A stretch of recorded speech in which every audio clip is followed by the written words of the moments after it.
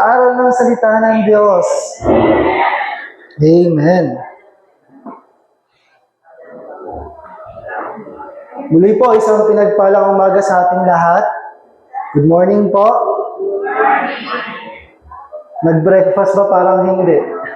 Morning! Ayun. Okay, bago tayo mag-aral ng salita ng Diyos, sabihin mo nga sa katabi mo, sili ka ba?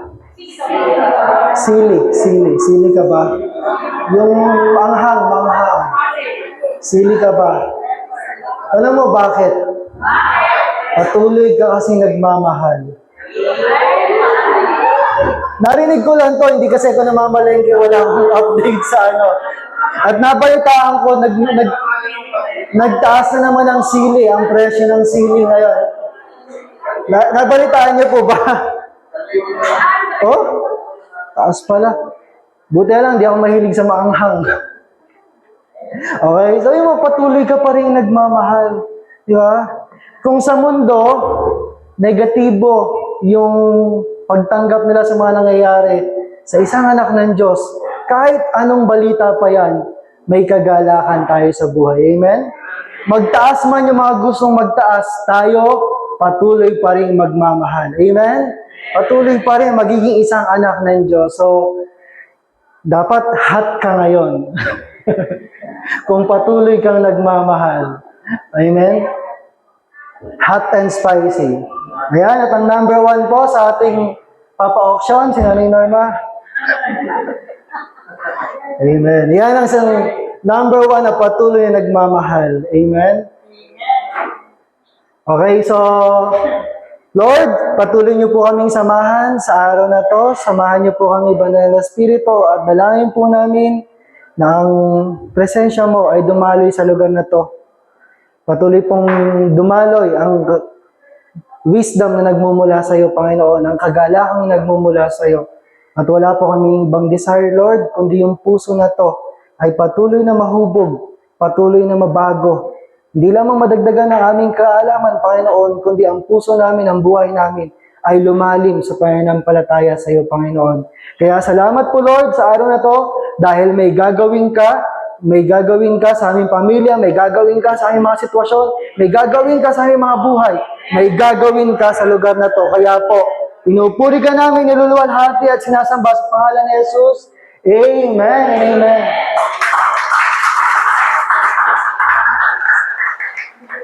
Amen. So,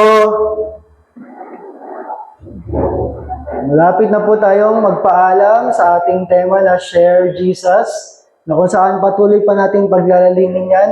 At sa buwan ng December, sa buwan natin ngayon, ang tema natin ay nandun sa letter E, na kung saan ang ating tema ay Experiencing the Joy of Following Jesus. Diba? Nararanasan ang kagalakan sa pagsunod kay Jesus. Ang totoong sumusunod kay Lord, hindi pwedeng hindi maharanas ng kagalakan na to. Amen? Kung ready kang bitawan lahat para kay Lord, kung ready kang sumunod, mararanasan mo sigurado yung kagalakan. Di ba? Katulad ng tinuro nung first natin sa about joy, ang joy ay hindi nakabase sa anumang sitwasyon. Saan ito nakabase? Sa Panginoong Jesus. Kaya kung may relasyon tayo kay Lord, kailanman hindi niya tayo bibiguin. Amen? Kailanman hindi niya tayo ilalagay sa isang sitwasyon na walang mangyayari sa buhay natin. Kaya, dapat nararanasan natin. Bakit? Nais ng Diyos maranasan mo yung kagalakan na yan. Tanangin mong katabi mo, nararanasan mo na ba? Nararanasan mo ba? Nararanasan mo ba sa bahay natin nanggagaling sa kagalakan? Si Kuya Gandhi, hindi mo kasagot.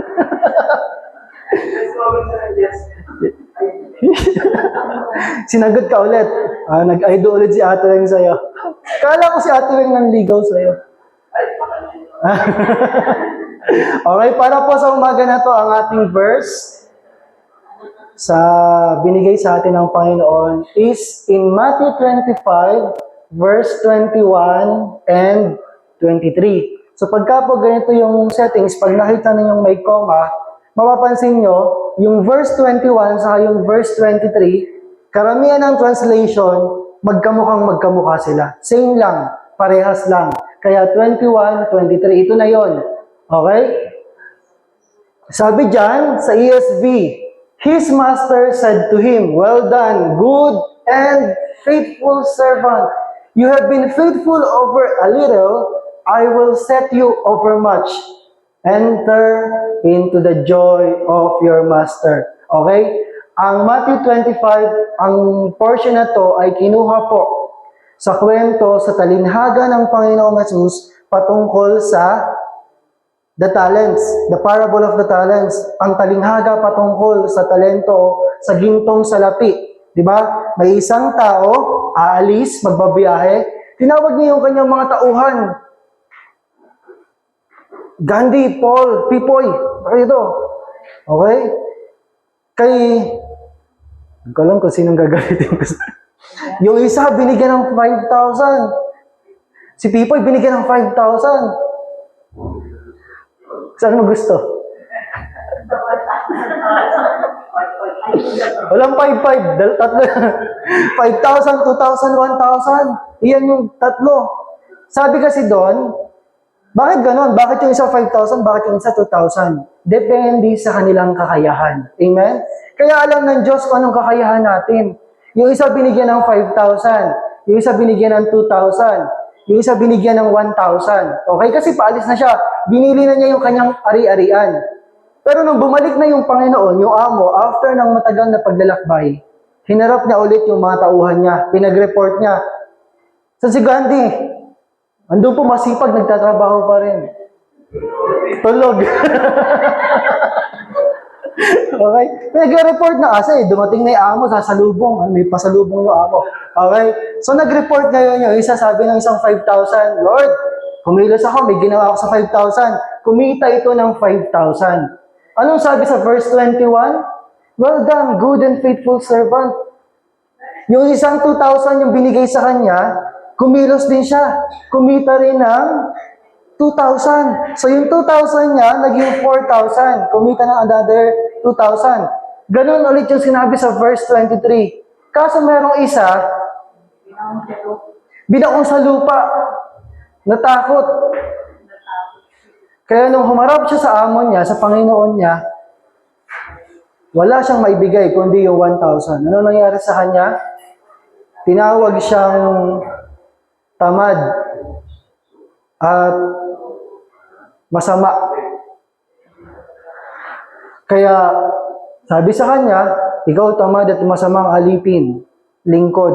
Kukunin sa iyo yung nasa iyo at ibibigay doon sa merong 10,000. Okay, tapos tinapon pa siya sa kadiliman. So anong punto po ng message natin ngayong umaga? Basahin po natin sa Tagalog. Sinabi ng kanyang Panginoon, magaling, tapat, at mabuting lingkod. So, dito po sa parable, sa talinhaga, makikita natin na ang bawat isa sa atin ay lingkod ng Diyos. Amen? Ang bawat isa sa atin ay may katawagan. Meron tayong kanya-kanyang kakayahan, either gagamitin natin o hindi. Katulad ng dalawang tauhan ng amo, ginamit nila yung binigay sa kanila. Samantalang isa, ibinaon sa lupa. Ito yung hindi nagpagamit. Pero sabi dun sa mga nagpapagamit, sa mga kumilos para sa binigay sa kanila, sila ay tapat at mabuting lingkod. Amen? At sabi diyan, naging tapat ka sa kaunting halaga, kaya't pamamahalain kita sa malaking halaga. So may tinitingnan si Lord. Anong ginawa mo sa binigay ko sa iyo? Dahil tatapatan niya ng Diyos. Sabi diyan, isang maganda dito, samahan mo ako sa aking kagalakan. Sa buhay po na to, isa sa matatagpuan nyo na pinakamasarap ay yung maranasan mo yung kagalakan ng Diyos. Hindi lang yung kagalakan mo. Dahil may pinag-pray ka, nakuha mo, hindi. Mas matindi yung maranasan mo yung kagalakan ng Diyos. Amen? Sabi nga ng Bible, the joy of the Lord is my strength. Kalakasan natin, pag natutuwa ang Diyos sa atin. Kaya sa buhay po natin, check natin, tayong lahat ay lingkod ng Diyos.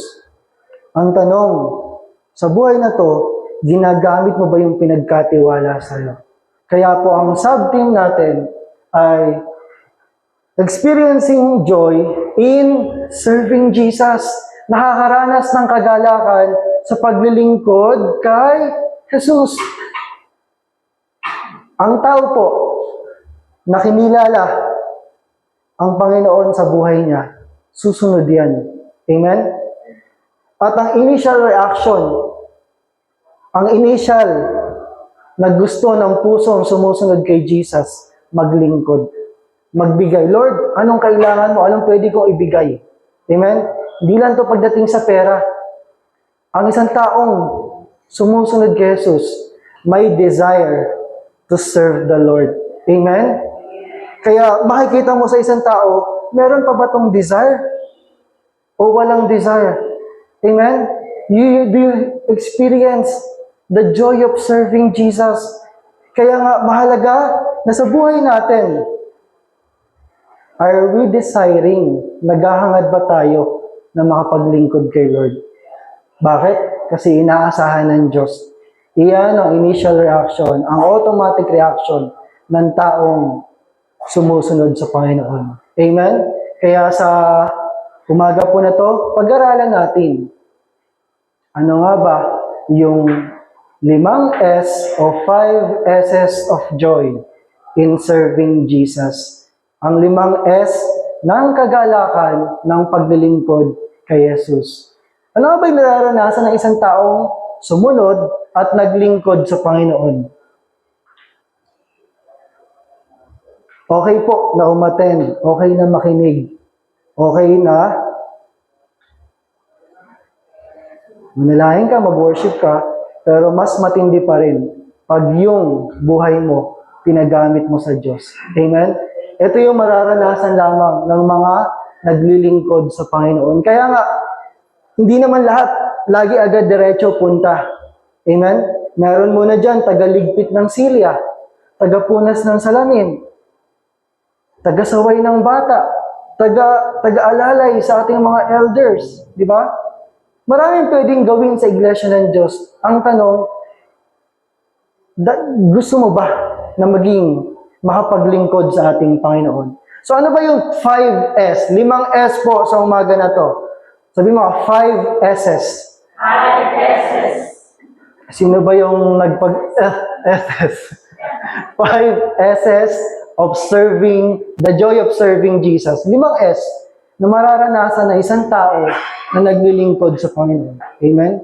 Siyempre, hindi papayag ang Diyos na kapag may ginawa ka sa Kanya, hindi siya papayag na wala kang mararanasan sa buhay mo. Amen?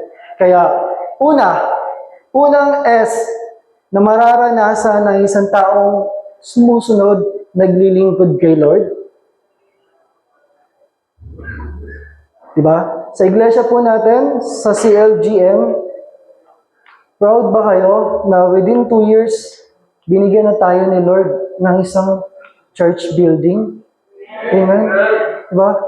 Na meron na tayong mga naaabot. Nung minsan nga, nagkakwenta ako sa mga youth, makukulit kasi. Alam niyo ba? Ginagastos ng church sa atin, 6,000 to 7,500 per month. Depende pa pag malaki yung tubig. Magdadagdag pa tayo ng 500 doon. Kaya sabi ko, sulitin niyo yung pag-attend nyo kasi ang laki ng ginagastos ng church monthly para sa atin. Amen? Huwag niyo sayangin kasi napakahalaga ng ginagawa ng Diyos. Diba? Kaya sa buhay natin, sa ating iglesia, napakasarap pong isipin na tayo ay kabahagi ng gawain ng Diyos. Amen? Na tayo ay kabilang doon sa mga nagko-commit. Na Lord, gamitin mo ako. Ano bang pwedeng maitulong ko? Pag nagtagumpay ang isang team, ang basketball team, di ba? Masaya yung mga grupo niya. Pero yung mga nanonood, hindi nila maranasan yung buong kaligayahan nung same na team na nag-effort para sa laro nila. Kaya sa buhay po natin, napakasarap maging bahagi sa ministeryo ng Diyos.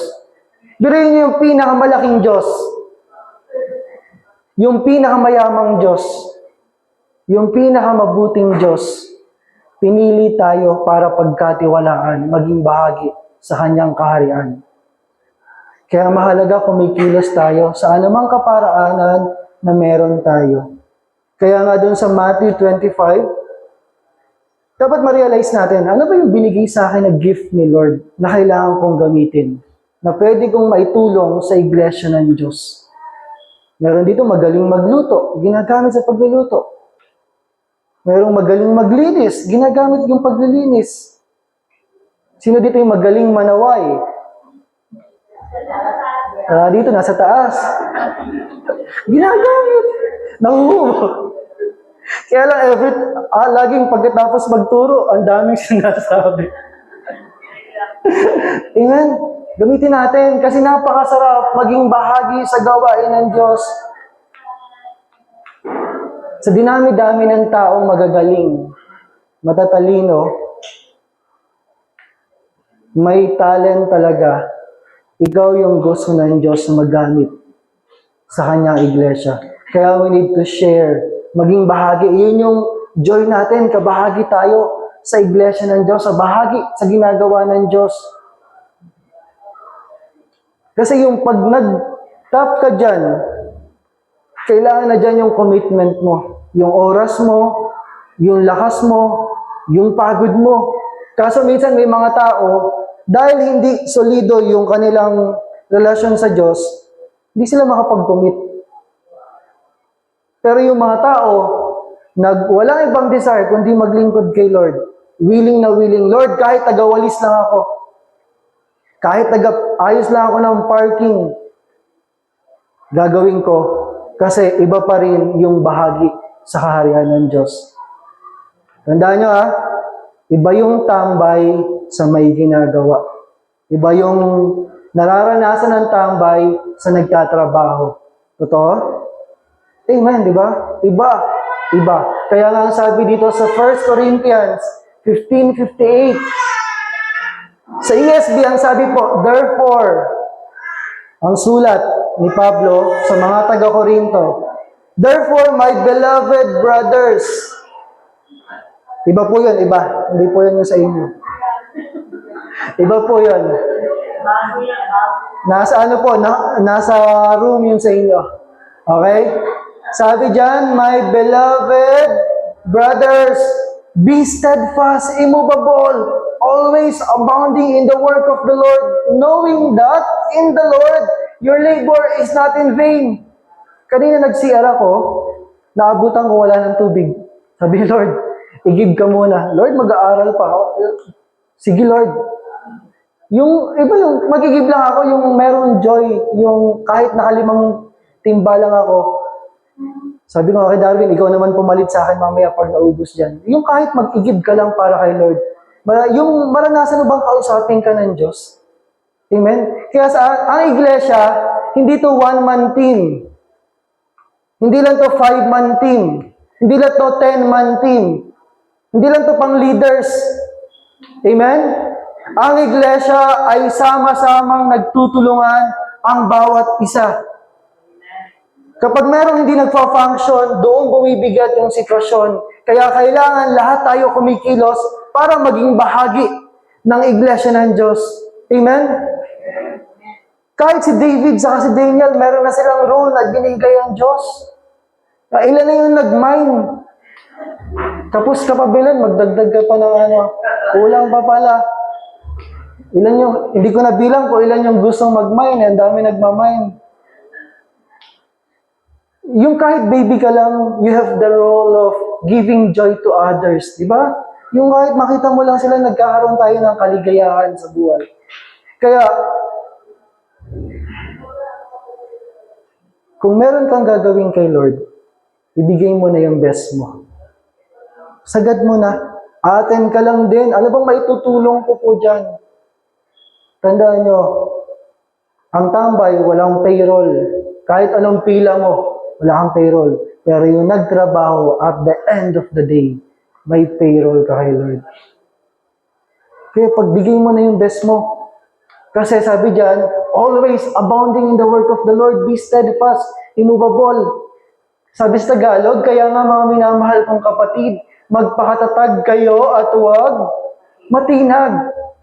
Marami tayong haharapin, pero ang sabi diyan, magpakatatag tayo at huwag matinag. Eto na, dito nagkakatalo. Maging masipag kayo palagi sa paglilingkod sa Panginoon. Always give your best. Always give your excellent to the Lord. He deserves the best. Pag binigyan ka ni Lord, anong gusto mo? 50 o 500? Anong pipiliin nyo? Tanungin ka ni Lord, bibigyan ka 50 o 500? Pinakamatalinong sagot, pareho. Bibigyan ka lang din, may 50 at 500 eh. Pero pag tinanong ka ni Lord, o anong ibibigay mo sa akin? Tut, naghang. Nakita niyo yung patas na laban pagdating sa Panginoon? Lord, choppy ka, Lord, choppy ka. Hanggang dito marinig. Lord, garal-gal. Tawag ka na lang ulit, tapos pinatay na yung cellphone. Hindi na natawagan. Amen? O maging masipag tayo dahil si Lord yan eh. Ibigay mo na yung best mo sa paglilingkod. Tandaan niyo, ang buhay natin ay buhay ng paglilingkod. Either gumagawa ka o hindi. Tumutulong ka sa pag-ipon o nagkakalat ka. At kapag nandun ka na sa paglilingkod, kaya nga, sabi ko kanina, maraming magagaling, maraming may talent. Lalo ako, hindi ko to forte. Hindi ako magaling. Napakamahiyain. Yung mga sa family Reyes, yung mga mahihiyain talaga inunang kuhan. Nilagay sa nasa una sa pila eh. Samantalang yung kahit kanino mo iharap, di ba? Ando sa mga bata. Sabi nga, hindi namin forte to. Maraming magagaling sa labas, bakit kami yung tinawag ng Diyos? Tiwala ng Diyos yun. Privilege sa Panginoon yun. Amen? Kaya pagbutihan na natin at lagi natin tandaan, kung hindi ka magiging masipag sa Panginoon, kasi kailangan dyan, maging masipag. Kung hindi ka magiging masipag sa Panginoon, tandaan mo, ito rin yung lalay ko sa puso ko, marami kang kapalit. Napakasakit, makita mo, iba yung gumagawa ng trabaho mo. Maraming pwedeng ipalit sa'yo. Maraming pwedeng ibang gamitin para pagpalain ng Diyos para sumuporta sa church. Maraming pwedeng pumalit. Kaya naman, nung last Monday, natuwa ako. Habang nagpe-prayer meeting kami, tinanong ko sila, anong 5 years or 15 years from now, ano yung nakikita mo sa sarili mo? Saan ka dadalhin ng Diyos? Merong isa, basta makapagtrabaho lang po sa malaking building. Ano gusto mo? Tagapunas ng salamin doon sa labas. Merong dalawa doon, dalawang kabataan. Ang sabi niya, sabi ko, Lord, salamat. Yung isang kabataan, sabi niya, nakita ko po worship leader ako. Kasi marami yun. Sila lang yung dalawa na worship leader po ako tapos nagtatrabaho ako sa labas. Sabi ko kasi, o kung may sideline ka, ano? Pero yung sagot lang talaga niya, worship leader. Tapos yung isa naman, pastor po, naglilingkod sa Diyos. But Lord, salamat kasi meron akong, may susunod naman kahit paano. May effort, meron naman nagiging resulta. Sa dinami ng kabataan na yon, meron dalawa na sabi, pastor po, gusto niyang maglingkod sa Panginoon. Di ba sama ko nakaka-apekto tayo, nakaka-influensya tayo? Dahil ang pinakamagandang desire ay yung maglingkod sa Panginoon. Amen? At sabi niya, ketball. Ano yung ketball? Puro basketball. Wala niya alam kung sino yung bata, yung dalawang bata na yun. Okay? So, share, napakasarap na maging bahagi ka sa gawain ng Diyos. Amen? Kaya kung ayaw mo, kung hindi ka magiging masipag, maraming pwedeng ipalit si Lord. Kaya kailangan pagbutihan natin. Tandaan nyo, iba yung nasa payroll, iba yung wala. Number 2. Okay? Ano pa yung joy ng paglilingkod sa Panginoon? Okay? Kita niyo naman yung difference sa complexion ng kailang mga balat? Anong ginagawa ng babae na to? Yung ginagawa niya ay tinatawag nating soul satisfying. Nagbibigay kasiyahan sa kaluluwa. Ang paglilingkod kay Lord ay hindi pwedeng tapatan ng kahit gaano kalaking pera. Puntahan mo man lahat ng lugar dito sa mundo, wala pa rin tatapat sa paglilingkod sa Panginoon. Kaya merong mga tao, kaya nga tayo, di ba? Kahit magbiyahe, kahit malaki yung babayaran natin, para lang merong mga kabataan na madala sa church, gagawin natin, pagtutulong-tulungan natin para kay Lord. Isa sa pinakamasarap na pakiramdam, yung maramdaman mo na tutuwa ang Diyos sa isang bata na gustong magbago ng buhay. Merong mga bata dyan na ilang beses na nag-a-attempt, sugatan ng kailang sarili. Merong mga bata dyan, bata pa lang, tinetraining na sa inuman, sa kung saan-saan.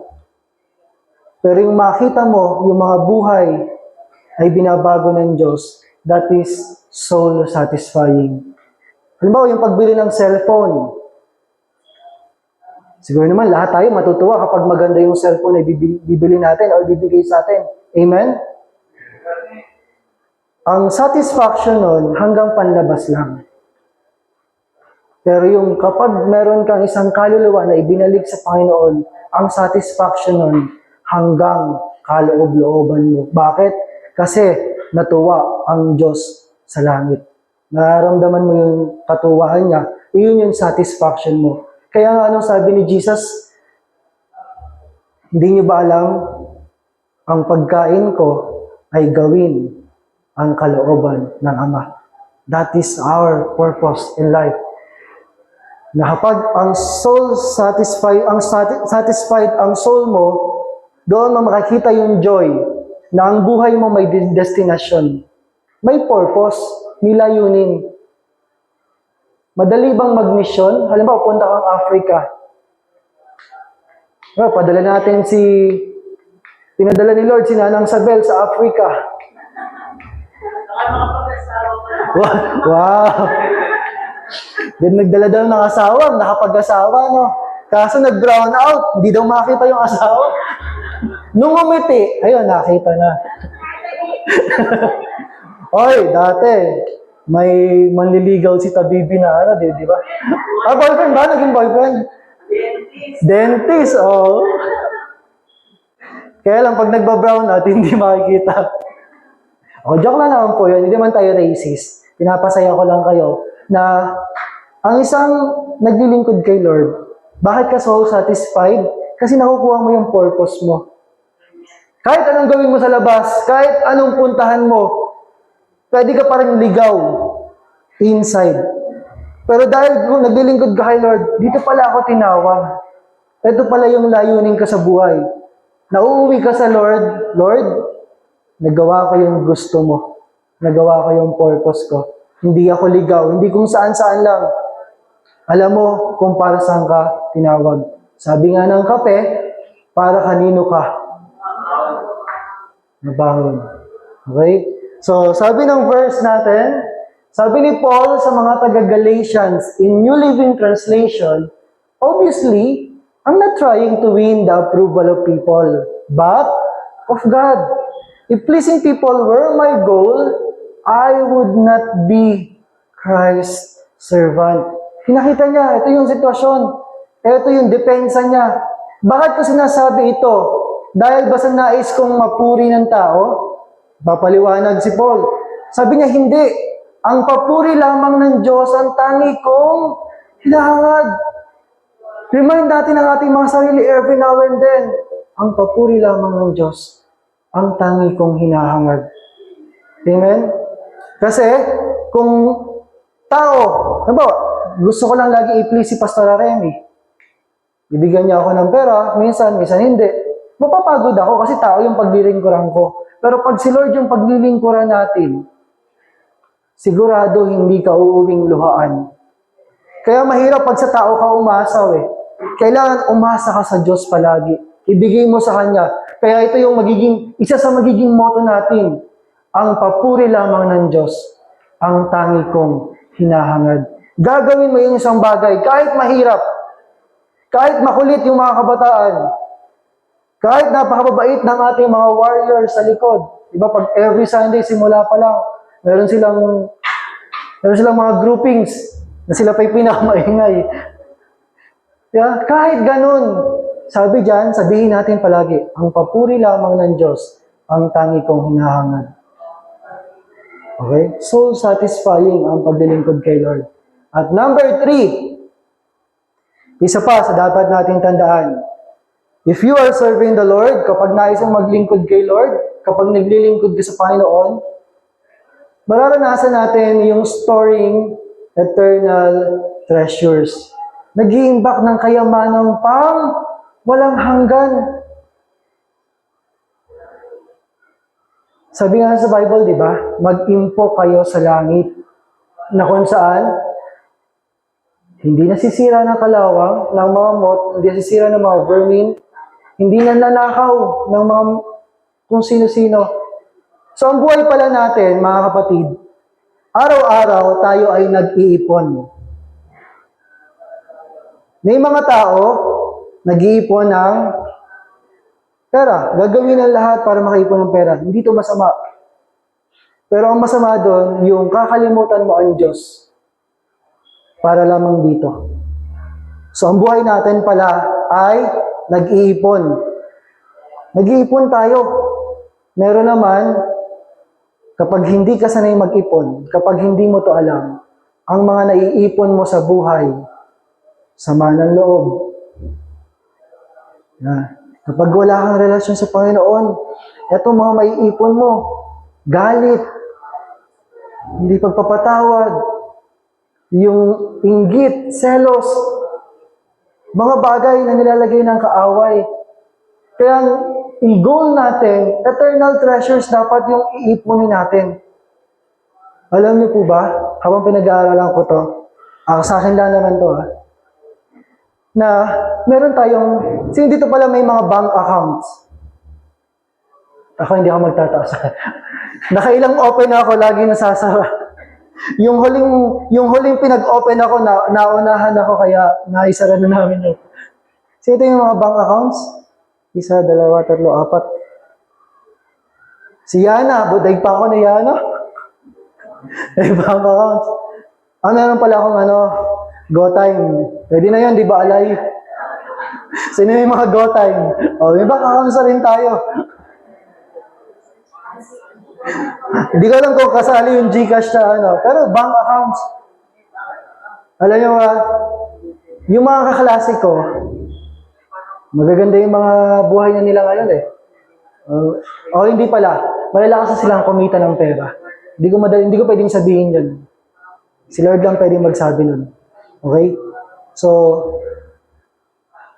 pwedeng maraming kinikita ang ibang tao, pero laging tandaan, meron tayong isang bank account na pinakamahalaga at yung bank account natin sa langit.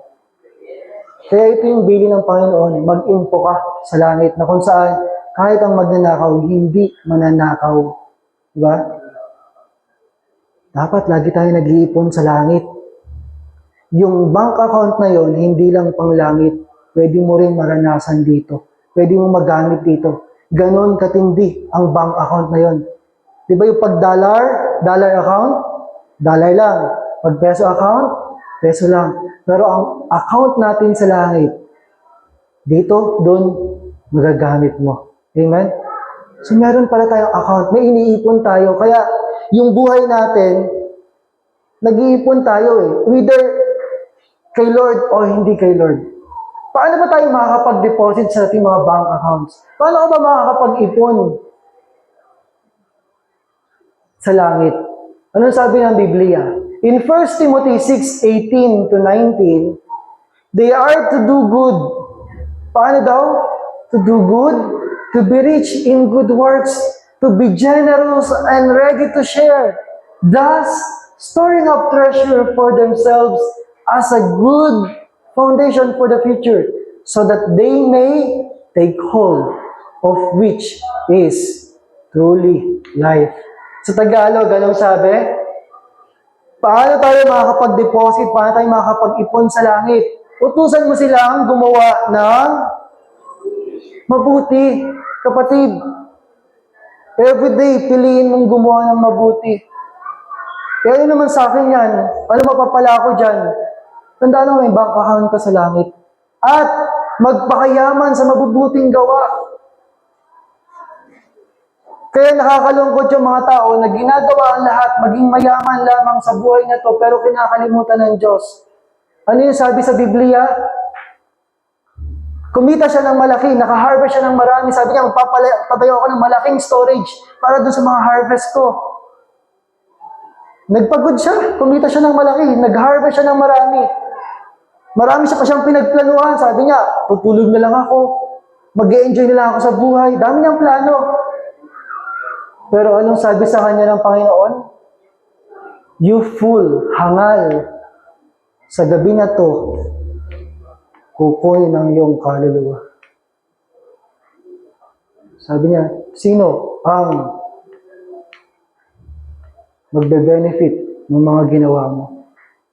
Kaya ang buhay na to, aside from the Lord, pag hindi kasali si Lord sa kwentuhan ng buhay natin, baliwala ang lahat ng bagay. Kaya huwag tayong mainggit kapag yung ibang mayayaman na kaso wala naman Diyos. Baliwala ang anumang bagay na wala ang Diyos. Amen? Kumita nga kayo ng malaking, naibibigay man lahat ng pangangailangan ng kambal. Kung wala naman si Lord sa kwentuhan ng pamilya nyo, baliwala ang lahat. Amen? Kaya sabi dyan, magpakayaman tayo sa mga bagay na patungkol sa Panginoon. Mga mabubuting gawain, maglingkod tayo sa Diyos. Kung sa trabaho, hindi ka nalalate, dito naman, hindi natin issue yung late pag Sunday eh. Dapat kay Lord, hindi ka rin nalalate. Amen? Kung masipag ka nagtatrabaho sa labas, mas lalo dapat yung sipag natin sa pagkatrabaho kay Lord. Kung nag-e-extend ka ng oras para sa labas, mag-extend ka rin ng oras para sa Panginoon. Kaya kailangan, sabi nga nito, magpakayaman tayo kay Lord. Sabi mga sa katabi mo, magpakayaman ka kay Lord. Ang tunay na mayaman, tandaan niyo po ito ang tunay na mayaman, hindi nakabase sa pagandahan ng relo, kung Rolex man yan, paramihan ng pera, yung pagwapuhan ng anak, yung pinagupitan si Gabgab, nagulat ako. Laki ng ginawa po. Kaya nagpagupit na rin ako. Baka gumana. Hindi ito nakabaya sa palakihan ng pagandahan ng bahay. Ang tunay na mayaman ay kung gaano mo pinagamit ang buhay mo kay Lord. Doon nagkakatalo. Ang tunay na mayaman ay kung gaano mo pinagamit ang buhay mo kay Lord. Okay? So, number 4. Pangapat na S. Kung nag-iipon ka na sa langit, meron pang, sabi nga doon sa mga commercial, but wait, ano kasunod? There's more. Diba yung kala mo napakaganda na ng deal, nag-discount na, tapos maya-maya magdi-discount na naman pala. Madalas na commercial to sa mga Lazada, sa mga TikTok. Yung sinasabi nila, napakalungkot na kasi binili niya ng $399 tapos nag-sale, naging $199. But wait, there's more. Okay? Sa paglilingkod natin kay Diyos, sa Lord, kay Diyos, kay Lord, tandaan nyo, number 4 na S. Kaya masarap yung buhay ng isang lingkod ng Diyos. Hindi naman lahat magiging pastor, hindi lahat. Iba-iba tayo ng paglilingkod. Amen? Number 4 is there is a sure reward in heaven. Siguradong gantimpala sa langit. Bukod sa nakakapag-ipon ka na, meron ka pang gantimpala. Kaya yung mga tao na nagbibigay ng buhay nila kay Lord, tatapatayin niyo ng Diyos, hindi pwedeng wala. Na pag-uwi natin doon, meron kang tatanggaping gantimpala. Di ba last time na pag-aralan natin yung different kinds of heavenly crown? Ito yung mga reward sa atin ni Lord. Merong crown of joy, crown of life, crown of righteousness, yung pagiging matuwid mo, merong ano yun. May corona yun. Okay. Sa mga pulis, sa mga sundalo, paano malalaman kung high-ranking officers sila? Sa star? Di ba yung mga batang star din dito? Di ba? Isa sa, di pa ako sure correct nyo na lang ako. Isa sa napakahalaga sa kanila yung kailang badge. Yung badge. Dito, di ba yung pag marami kang nakalagay dyan, yung crown, kung dito sa lupa, badge. Sa langit, ang badge natin, yung crown. Diba? Kapag nagkita kita tayo doon, tapos marami kang crown, uy, kapatid, dami mong napagtagumpayan, dami mong reward. Diba? Sabi nga doon, nung naghanap ako ng picture patungkol dito eh. Alam niyo isang lumalabas? Yung crown of thorns. Tinatapatan siya ng crown ito. Anong punto? Kinuha ni Lord yung crown of thorns para tayo magkaroon ng heavenly crowns. Madali ba yung crown of thorns? Sakit, mahirap, pagdurusa, buhay. Pero tayo, may reward tayo sa langit. Anong sabi ng salita ng Diyos in Luke 6:23? Sa NIV ang sabi, rejoice in that day and leap for joy. Diba? Naranasan niyo na bang tumalon sa kagalakan? Yung si Belen, nung dalawa-dalawa, hindi makakatalo niyan, nung dalawa yung laman. Hindi na, nung pinag-pray ko minsan, laki ng, ano ba yun? Laki naman siya. At ngayon, di ba? Andiyan na. Ganun katindi yung joy. Sabi dyan, because, bakit siya mag-live for joy? Because great is your reward in heaven. For that is how their ancestors treated the prophets. Sabi sa Tagalog, magala kayo at lumukso sa tuwa. Kung gayon ang nangyari sa inyo, di ba yung mga blessed attitudes pinakita ng Bible? At sabi dito, sapagkat malaki ang ganyong gantimpala sa langit. Gayon din ang ginawa ng kanilang mga ninuno sa mga propeta. Sino dito yung nakaranas na, halimbawa, tawagin sa harap, bigyan ng medal, yung mga beauty pageants na bigyan ng crown. Ako hanggang medal lang ako. Iba-iba kasing specialty yan. Merong mga pang beauty pageants, merong pang academics, meron namang best employee of the month. Di ganun ba sa inyo, Kuya Gandhi? Dalas mapili ni Kuya Gandhi doon. May reward pa. Yeah. At di ba? Iba yung joy pag natawag ka, na mapansin ka, makilala ka para sa isang magandang gawa, isang magandang effort na binigay mo. Iba yung joy. Kaya nung Christmas party na umattend po ako ng Friday sa Bible School, ginawa namin sa Angat. Nagulat ako nung magtapos mag-raffle, nag-reward si Ma'am Aimee, tapos tumayo si Pastor Rex, nag-reward din siya. Ang nire-rewardan niya pala, yung mga top 1 sa kada year. Tapos ina-announce din yung average. Noong third year na, nagtutuksuhanan sila. Siyempre, alam nila kung sino. Ang sabi, ang average, 98.25. Thank you, Lord. Kaya tinawag yung pangalan ko. Sabi ko, Lord, sulit lahat ng 4 a.m. nagising, makapag-review lang ako. Sulit yung... Basta sulit lahat ng naranasan ko sa Bible School. 98.25. Ang isa ko ang concern doon eh. Naguluhan ako, ano ba highest honor? 98 o 99 yung average? Sabi ko, baka kulang pa ako. Yung kulay ganyan, 98, 99. 9, ayun, pasok pa, 98.25.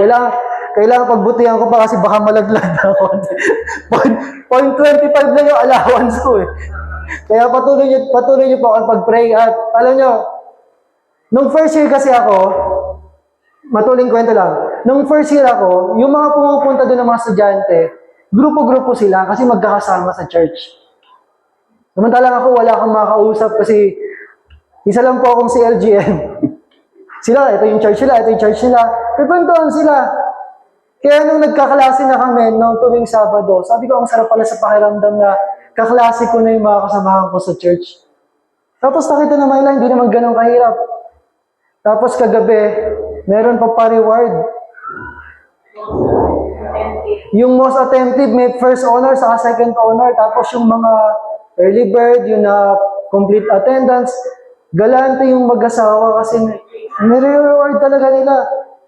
Actually, nung sabi, first honor, wala akong ano kasi, yung first honor, lagi naka-on yung cam. Ako kasi nag-on off ako. Sabi ko, sayang pala, dapat nag-on cam na lang ako ng dire-diretso, on off kasi ako. Tapos nung in-announce na, yung first honor, mag-asawa. Talaga nagdi-discussion, nagsusulat sila. Tapos nung sinabi second honor, kanina kasi naka-on cam siya, tapos check ko lang, hinanap niya, wala, hindi na naka-on cam. Tapos binanggit niya, Brother Aris Esguera, pwede ka mag... Ay ko, Lord, sulit pa rin. Sabi ko nga, Lord, babayaran ako sa Lazada, eto na yun, dumating na yun. Dumating na yung pambayad. Kaya masarap maglingkod kay Lord kasi mararanasan mo yung iba't ibang reward sa buhay na to. Amen? Lalo ngayon, panahon ng sipon, ubo. Panahon ng kung ano-ano. Pero ang panahon ng anak ng Diyos, panahon ng kagalingan, panahon ng pagpapala, panahon ng provision, panahon na sa lahat ng kailangan mo ibibigay ng Diyos. Panahon ng pag-aayos ng pamilya. Panahon ng pag-level up natin kay Lord. Kaya may reward kay Lord. At panghuli po, dito na ako magtatapos. There is no other destination. Kaya ini-encourage namin kayong mag-serve. Kasi walang ibang destinasyon ang taong naglilingkod sa Diyos, kundi success in life. Katagumpayan sa buhay. Diba? Pag nagpa-enroll ka, pag nagpa-payroll ka kay Lord, hindi ka niyang pababayaan. Kaya ang buhay natin, hindi lang sapat na umaattend tayo. Kailangan we need to reach the point ng genuine, tunay na pusong nagpabago kay Lord, tunay na bagong sumusunod kay Lord. Wala siya ibang desire kundi maglingkod. Anong pwede kong gawin, Lord? Anong pwede kong ibigay? Anong pwede, Lord? Anong pwede? Amen? Dahil ang panglimang S, success in life. Magiging tagumpay ka sa buhay. Lord, Pastor, may problema ngayon yung pamilya ko. Ibig sabihin, on the way ka na sa success. May sitwasyon po ako ngayon, on the way ka na sa success. Basta magpatuloy kang maglingkod. Huwag kang titigil. Sabi mo sa katabi mo, huwag kang titigil. Hindi madali ang buhay ng paglilingkod. Nuulit ko po Hindi madali ang buhay ng paglilingkod, pero napakasarap maglingkod kay Lord. Bakit? Madali man o mahirap, kasama natin ang Diyos. Amen? Kaya kung hindi ka pa naglilingkod, i-desire mo, Lord, anong pwede kong gawin sa'yo? Bakit? Dahil ang tao naglilingkod kay Lord, wala ibang destinasyon. Kung gusto mong maayos yung pamilya mo, may success ka sa family, patuloy kang maglingkod. Kung may sitwasyon ka kay Lord, doblehin mo pa yung paglilingkod mo kay Lord. Sipagan mo pa. Bakit? Ang katagumpayan ng buhay ay na kay Lord lamang. Amen? Kaya ang sabi sa Proverbs 16:3, sa NLT, commit your actions to the Lord and your plans will succeed. Amen? Huwag na natin kakalimutan ng Diyos na pang Sunday lang siya, hindi. Hanggat may magagawa ka para kay Lord, gawin mo. Hanggat may maaatinan ka na gawain, atinan mo. Hanggat may masisyaran ka, syaran mo. Kaya ang sabi sa Tagalog, ipagkatiwala mo kay Yahweh ang iyong mga gagawin. Sa isang lingkod na naglilingkod kay Lord, ipagkatiwala mo kay Lord ang buhay mo at magtatagumpay ka sa lahat ng iyong mga layunin. Papayag ba si Lord na yung naglilingkod sa Kanya, talunan? Papayag ba si Lord ang naglilingkod sa Kanya, pangit ang buhay? Hindi. Dahil reflection yun ng pagiging master niya. Kaya wala siyang ibang nais kundi i-push ka, push. Anak, kahit walang kinikita, kahit may nakita, kahit anong mangyari, kahit may sakit, tuloy lang, push ng push. Huwag kang aayaw, huwag kang bibitiw. Kaya nga pag nakausap niyo kami mga pastor, wala kang may ibang sasabihin sa inyo, kundi tuloy mo lang, huwag kang titigil. Dahil hindi ka talo kay Lord. Hindi ka lugi kay Lord. Tandaan nyo, may isa lang na gustong tumigil tayo sa paglilingkod. Hindi yun si Lord. Amen? Kaya natutuwa ako pag mayroon ako nababalitaan na gustong magturo, gustong makabahagi kahit sa anong paraan. Bakit? That is a heart that loves the Lord. Yung wala siya ibang nais. Diba? Diba? Pag mahal mo, kaya mong ibigay lahat. Tingnan mo kayong asawa mo, kaya mo bang ibigay sa akin yung sweldo mo? Pagmahal mo si Lord, di ba? Pero pag may limitations ka pa kay Lord, check mo. Diba? Ang tunay na nagmamahal kay Lord. Okay? Nagkagulo na sa likod. Mamaya na po magkikwentahan. Okay? So, recap po natin. 5 S ng ating joy sa paglilingkod kay Lord. The 5 S of joy in serving Jesus. Number 1, share in God's Word. Share in God's work. Maging bahagi tayo sa gawain ng Diyos. Maging bahagi. Diba? Kagalakan natin na makaisa tayo sa gawain ng Diyos. It is our joy, it's our privilege. Pribilehiyo mo na maglingkod kay Lord. Hindi natin to rights. Pribilehiyo. Number 2, soul satisfying. Yung hanggang kaluluwa mo, umaabot yung kagalakan. Dahil sa ginagawa mo, mahirap man, magastos man. Tutuwa ako kay people, pag nagpa-prayer meeting kami, lagi siyang nagpapalamig ng drinks para sa mga bata. That is a service to the Lord. Amen? Anything you can do to the Lord, gawin mo. Always give your best. Number 3, storing eternal treasures. Tandaan natin, nag-iipon tayo sa buhay. Kung hindi ka nag-iipon kay Lord, saan ka nag-iipon? At number 4, sure reward in heaven. Sigurado, may reward tayo sa langit. But wait, there's more. Number 5, success in life. Katagumpayan sa buhay na to. Masarap bang maglingkod kay Lord? Masarap. Tandaan nyo, hindi lahat ng tao mauunawaan ang paglilingkod kay Lord. Pero yung kinausap ng Diyos, iba yung kagalakan na mararanasan niya kapag sumunod siya. Kaya, sa buhay na to, sabay-sabay tayong maglingkod kay Lord. Amen? Sa anumang kaparaanan mo, diba, naranasan niyo ba yung napakasarap na Shanghai? Na minsan nagluto si tita. Ayun eh, kasusunod po. Nag-call a friend ng kanyang friend. Kaya, well, it is service to the Lord. Amen? So ito yung maranasan ng mga naglilingkod kay Lord. Kaya po yung naglilingkod kay Lord, marami mang bumibitiw. Maraming pastor. Sabi nga, nalimutan ko yung statistics. Every day, parang merong 10 na pastor na nagkikwit. Basta every second basta merong ganyan statistics. Marami.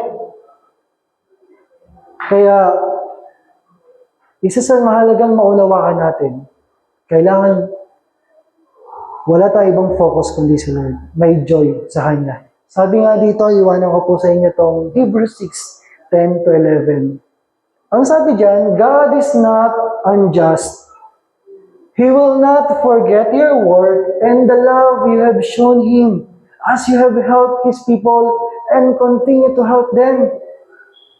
We want each of you to show this same diligence to the very end so that what you hope for may be fully realized. Sa Tagalog, ang sabi diyan, makatarungan ng Diyos. Hindi siya nakakalimot sa mga pangako. Hindi niya malilimutan ang inyong ginawa at ang pagmamahal na inyong ipinakita at hanggang ngayon ipinapakita sa pamamagitan ng paglilingkod ninyo sa mga hinirang ng Diyos. Tandaan natin, walang sayang sa Panginoon. Your labor is not in vain.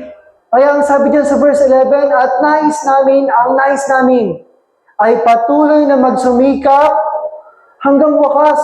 Kasi may mga tao talaga na hindi nakakatapos sa takbuhin ng buhay. Kaya kailangan magsumikap tayo. Sino yung meron ng the best teacher, the best master, the best experience, pero sumablay pa rin sa buhay? Si Judas. Si Jesus na yung kasama niya, the best teacher na, the best master. Pero ano pa rin yung ginawa niya? Kaya nga kailangan, nais natin na magpatuloy tayo na magsumikap hanggang wakas, matapos natin yung takbuhin ng buhay na to. Ang bawat isa sa atin upang makamtan natin ang ating mga inaasahan. Amen? So, kailangan magsumikap tayo hanggang sa huli. Amen? Sabi mo sa katabi mo, hanggang sa huli. Magkikita-kita tayo sa finals. Hindi kita iiwan. Amen? Magsumikap tayo. Okay? Ang buhay na to, marami mang pagsubok, pero napakasarap kasama natin ang Diyos. But let me end with this. Isa sa nagmarka sa buhay ko, when you're doing something for the Lord, huwag kang magreklamo. Do not complain. Kahit simpleng salita lang, ang hirap ng ganito, ang hirap ng ganon. Yung ganito, napakakulit, yung ganon. Iwasan mo yun. Bakit? Nakita ko sa buhay ni Martha, anong nangyari sa kanya. Diba? Yung nag-ano na siya, nagreklamo na siya sa Panginoong Jesus, Lord, hindi niyo ba wala ba kayong concern man lang kasi ako lang nagkatrabaho dito? Yung kapatid ko nandyan lang. Una kasi nangyari kay Martha, bago siya nagreklamo, ito yung tatlong iiwanan ko sa inyo. Una, na-distract si Martha. Tinanggap naman niya si Jesus sa kanyang tahanan. Pero sabi doon, naging abala siya sa maraming bagay. Kasi gusto magsaserve ako kay Lord, kailangan ipaganda ko siyang pagkain, gano'n. Si Jesus na yun nandun. Naging distracted siya. Kaya sa buhay paglilingkod mo kay Lord, focus ka lang lagi. May mga dumating man ang mga problema, tuloy ka lang. Amen? Huwag kang madidistract. Na-distract si Martha. Naging abala sa buhay. May mga gagawin, mga ganon. Papakita ko sa inyo yung ending ni Martha.